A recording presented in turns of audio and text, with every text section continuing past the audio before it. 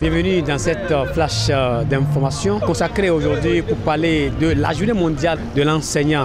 L'édition 2024 n'est pas passée inaperçue. Le défi information est allé vers des enseignants qui nous ont parlé de cette journée et de comment ils voient les conditions de vie, les conditions de travail des enseignants. Cette année, la journée mondiale des enseignants met en valeur l'importance du rôle des enseignants dans la construction de l'avenir éducatif à travers le thème « Valoriser les voix des enseignants vers un nouveau contrat social pour l'éducation ». Mise en place par l'UNESCO en 1994 et visant à sensibiliser à l'importance du rôle des enseignants ainsi qu'à faire un état des lieux de la qualité de l'enseignement et des conditions de travail à l'échelle mondiale. Des enseignants ici à Lokossa, dans le département du Mono, ont parlé un peu de l'état des lieux qu'on peut faire de la qualité, bien sûr la qualité de l'enseignement au Bénin. Commençons d'abord par reconnaître que le thème de cette année est aussi intéressant que ceux des années précédentes.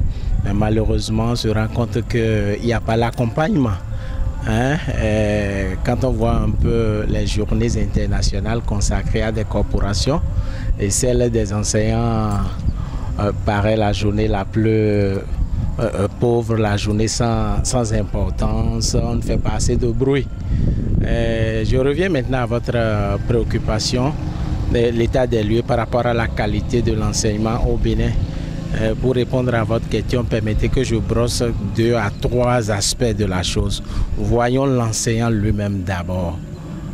Quel est le type d'enseignant que nous avons aujourd'hui dans notre système éducatif? C'est vrai que le gouvernement fait beaucoup d'efforts, mais il est dit que tant qu'il reste à faire, que rien n'est encore fait. Il y a plein d'enseignants aujourd'hui qui vont dans nos salles de classe alors qu'ils n'ont jamais mis pied dans une école normale. Ce n'est pas possible.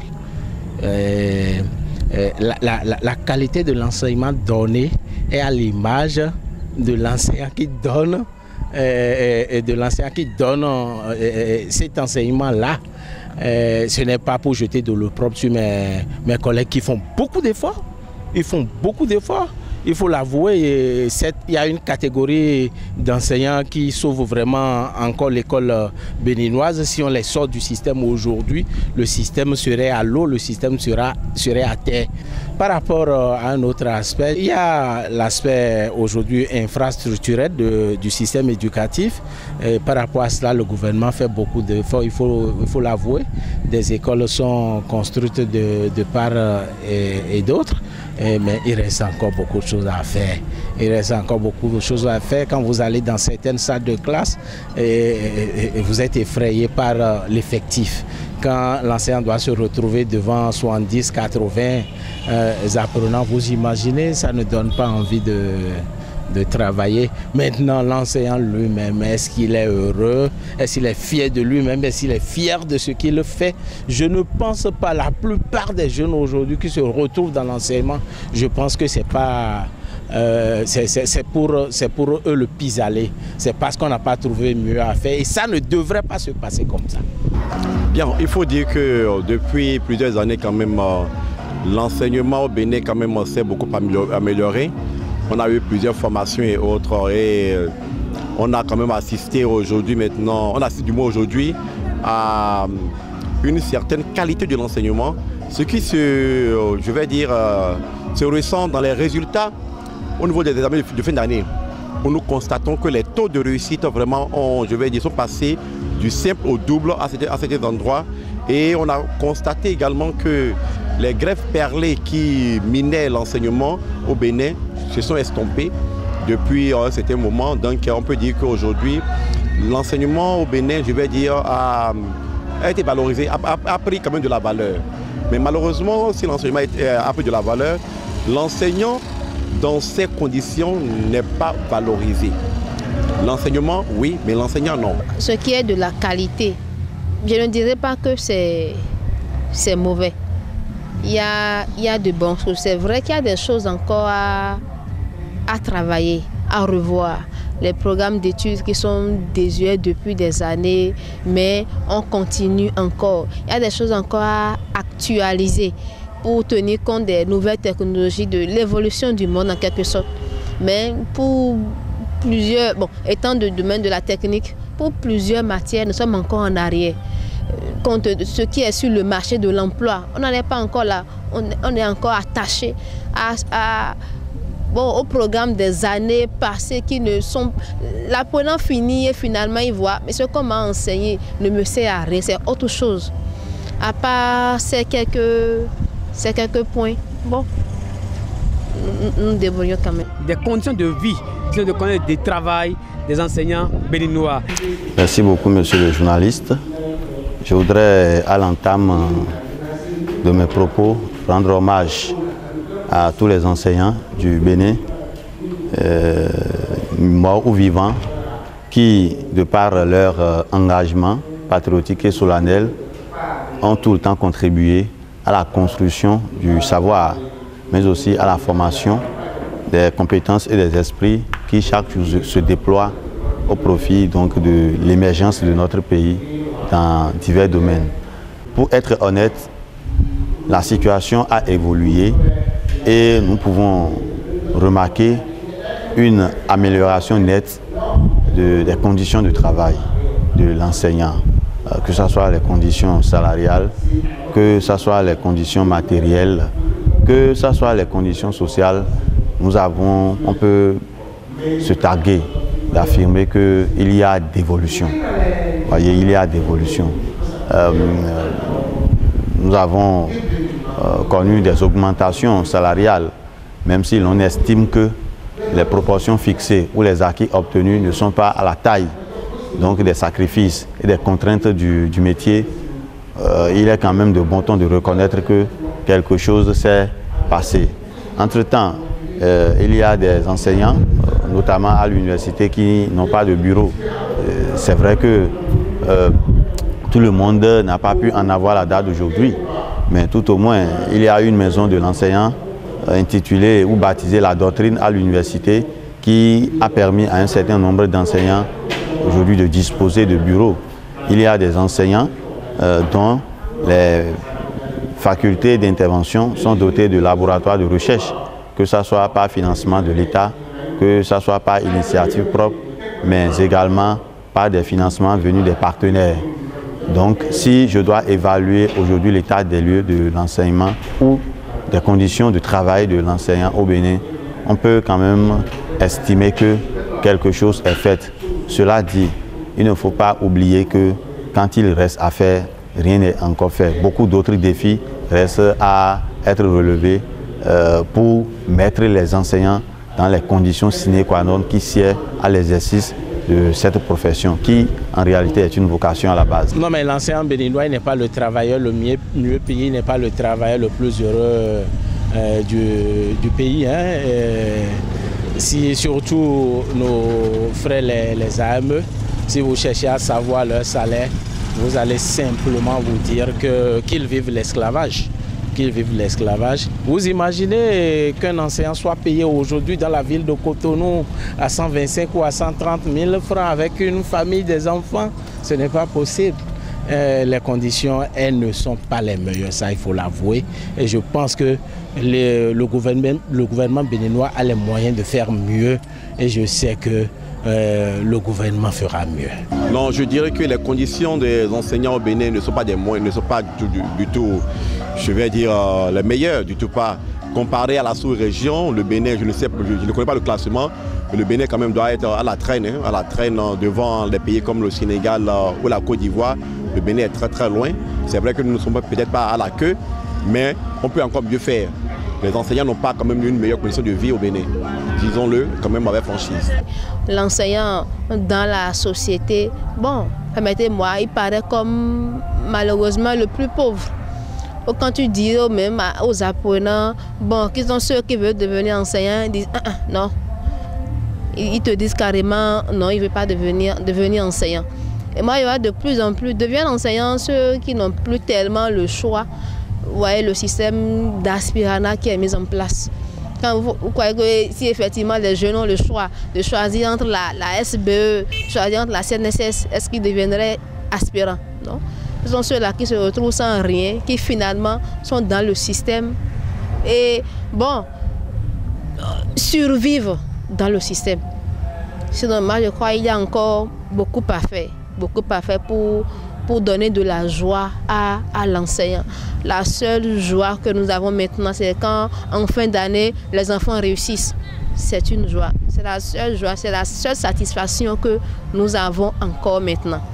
L'autre a dit qu'enseigner était la profession la plus noble au monde. Mais est-ce qu'aujourd'hui, l'enseignant voit vraiment l'enseignement comme la profession la plus noble? Merci beaucoup. Qu'enseigner était la profession la plus noble au monde. Moi, je voudrais toujours le paraphraser en disant que qu'enseigner demeure la profession la plus noble au monde. Parce que, en réalité, la fierté d'un enseignant n'est pas forcément ce qu'il gagne matériellement ou financièrement en exerçant cette profession. Mais sa fierté, sa joie d'être enseignant, c'est de voir les esprits, c'est de voir les élèves qui ont pris par sa main évoluer.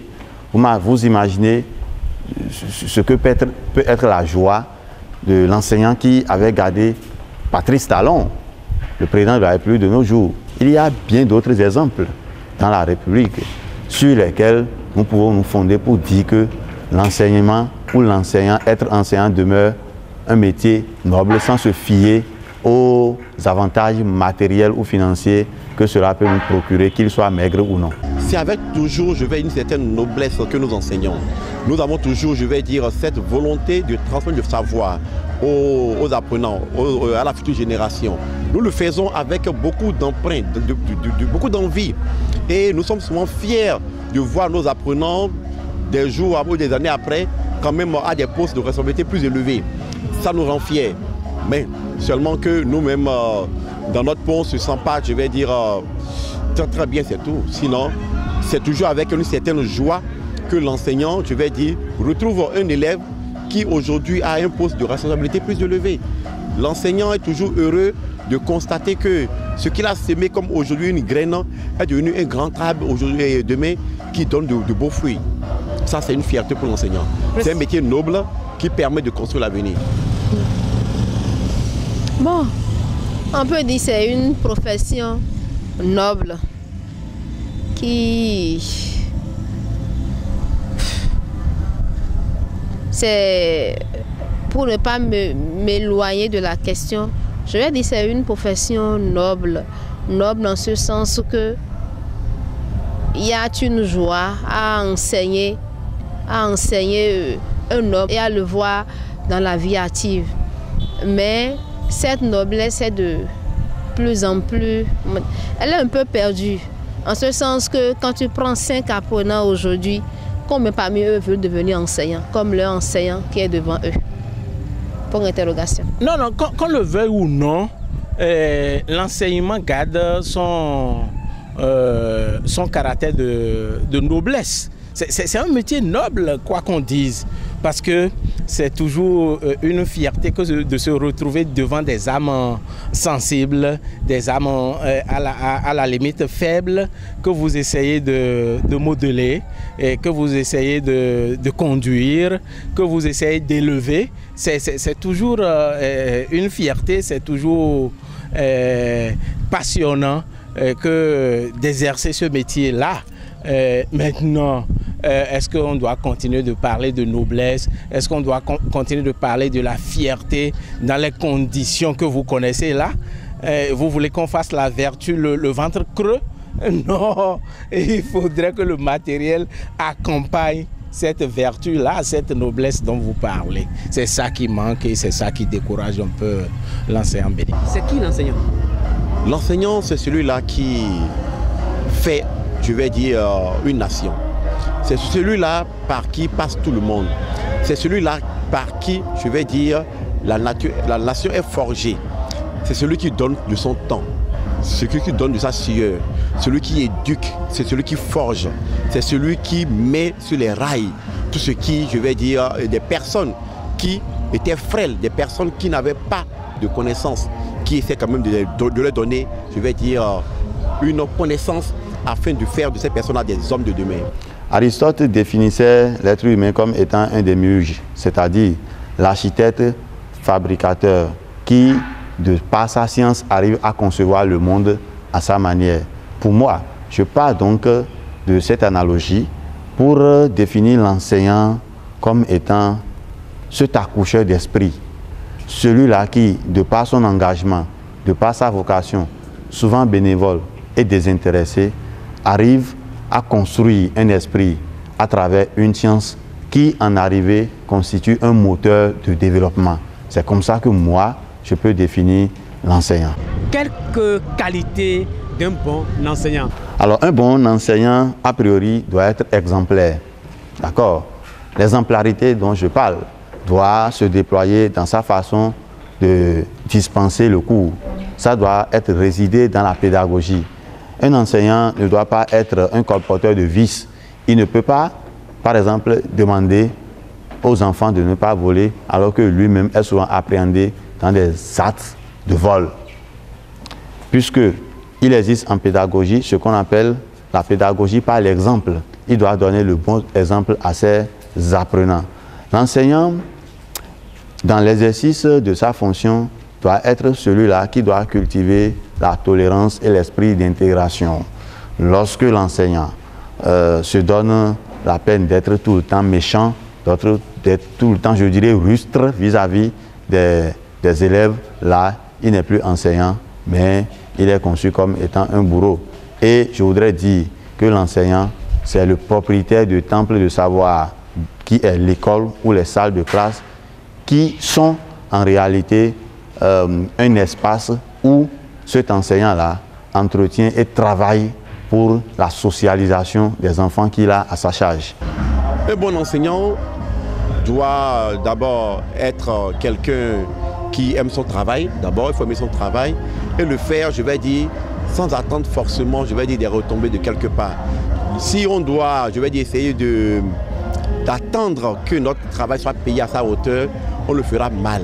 Parce qu'on va toujours chercher à vouloir se rebeller par rapport au traitement qui nous est fait.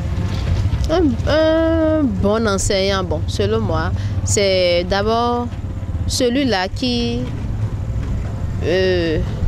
comment dire, il est armé, il faut d'abord qu'il y ait une motivation, cette joie d'enseigner. Et dans sa tête, dans sa classe, il est à la fois enseignant, éducateur. L'enseignant est un éducateur. Tu es debout dans une classe, tu es à la fois instructeur, tu es parent, tu es tout. C'est toi d'abord. Il y a plein de choses que les parents ne savent même pas sur leurs enfants, mais c'est à l'enseignant de déceler cela.